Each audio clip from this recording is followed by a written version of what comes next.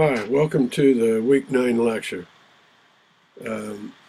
This week we're focusing on change, and so I want to talk about gap analysis, which is a fundamental supporting process of organizational change. And the roots of a gap analysis can be traced back to OD consultant and college professor Richard Beckart.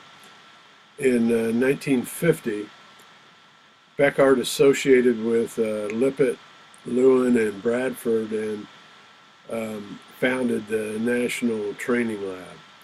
And he was facilitating social action groups there at NTL.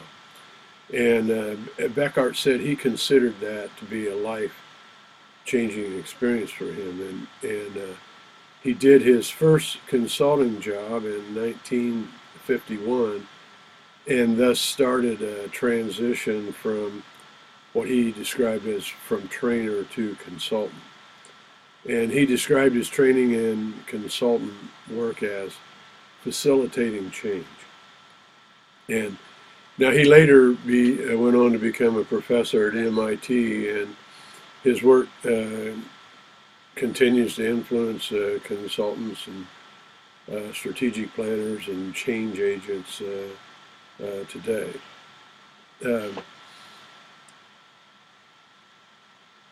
Beckart gave credit to the change process, or this gap analysis, to Lippitt, Watson, and Wesley in their book, The Planning of Change.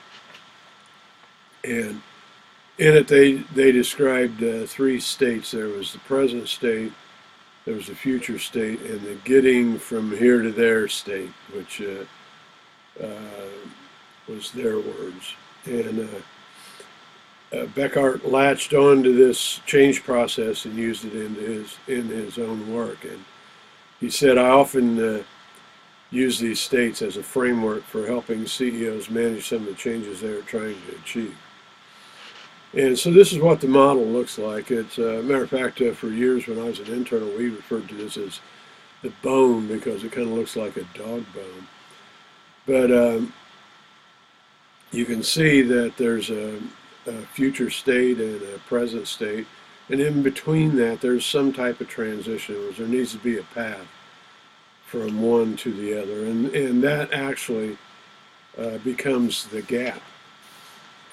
When we talk about a gap analysis, it's the gap between the present state and the desired state. So what do? You identify what is it that you want. What's this desired state, this ideal state?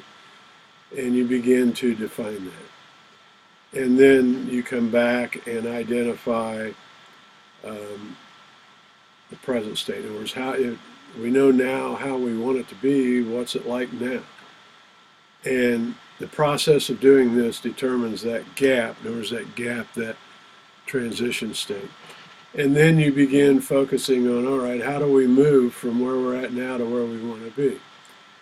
And this is where the real work is done. It's in identifying what steps to take to move from present state to the desired state. And so the purpose is to close that gap. And in essence, in matter of fact, Beckart believed this model could be applied to all change situations. And in his book, Organization Transitions, he stated this model serves as a starting point for all organizational change. And the planning for change is to identify that transition state. And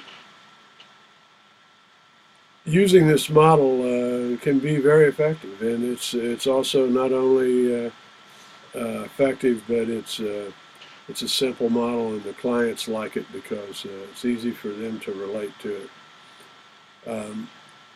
In my experience, one of the keys is using a structure to identify the desired state and the present state. And that way there's some morphology between the states in the structure. So gap analysis is a fundamental change process to it. Thank you.